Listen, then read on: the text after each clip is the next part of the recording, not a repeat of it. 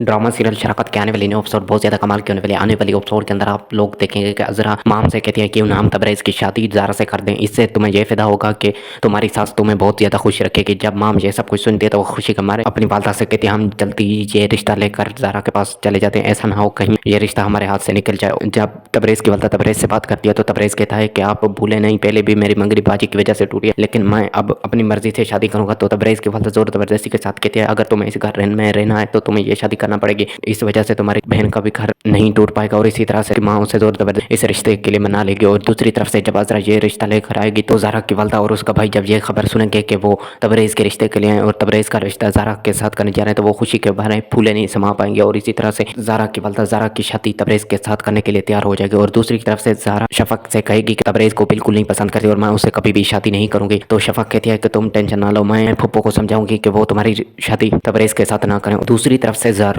माम और उसकी वालदा की सारी बातें सुन लेगा और इसी तरह से माम और उसकी वालदा की चाल बेनकाब हो जाएगी। और इसी तरह से ज़ारून गुस्से में आकर माम से कहेगा कि तुम मेरी बहन के साथ ये सब करने वाली थी तो मैं अपनी बहन का रिश्ता कभी भी तुम्हारे भाई के साथ ना करता। और इसी तरह से जब ज़ारून को जब ये सब कुछ मालूम होगा तो वो उसी वक्त माम के सामने कह देगा कि हम ये रिश्ता बिल्कुल नहीं करते। और इसी तरह से वो माम को थप्पड़ मार के वहाँ से चला जाएगा। ये सब आपको ड्रामा सीरियल शराकत के आने वाले एपिसोड में मालूम।